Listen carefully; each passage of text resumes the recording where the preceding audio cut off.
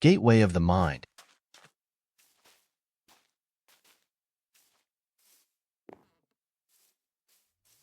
I remember the day I volunteered.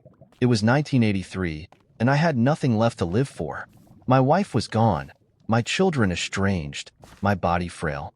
When I heard about the experiment, about the possibility of perceiving God by cutting off all senses, I thought it might give my life meaning again, or, at the very least, an answer. They explained the procedure in detail. Every nerve connecting my senses to my brain would be severed. I would be unable to see, hear, feel, taste, or smell, left alone with only my thoughts.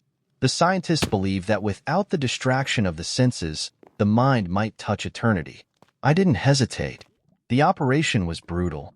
I awoke in a void, no sound, no light, no feeling. Just me, floating in an abyss.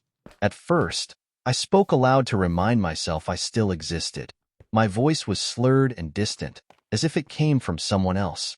The scientists said they were listening, but I couldn't sense them. I was utterly alone. For days I started hearing whispers, faint at first, like a breeze stirring leaves. I told them about it, but they dismissed it as my mind playing tricks.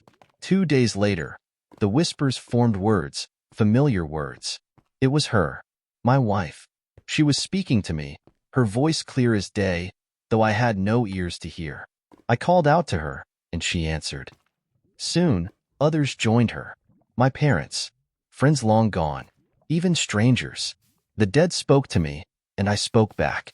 When I shared their messages, details no one but the scientists' own lost loved ones could know. They grew uneasy. Some of them quit. By the 7th day, the voices were relentless. They filled my mind, a cacophony of the deceased, all speaking at once. They cried out, accused, begged. Their words bled into my thoughts until I couldn't tell where they ended, and I began. I begged for sedatives, for sleep, for silence. The drugs worked for a while, but then the dreams came. In them, I saw their faces, twisted, hollow, and anguished. When I woke, the voices were worse.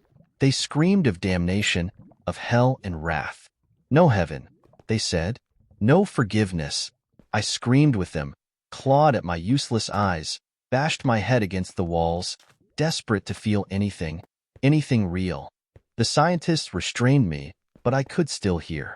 I could still see them in my mind. I could see the end. The voices told me there was no salvation. I begged to die, but they wouldn't let me. They believed I was close to God.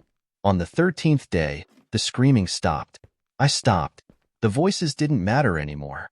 I lay there, tears streaming endlessly from blind eyes. Finally, I turned my head, sensing one of them close. Though I couldn't see, I felt his gaze lock with mine. I have spoken with God, I whispered, my voice hollow, and he has abandoned us. My heart stopped then, not from fear or madness. Just stopped.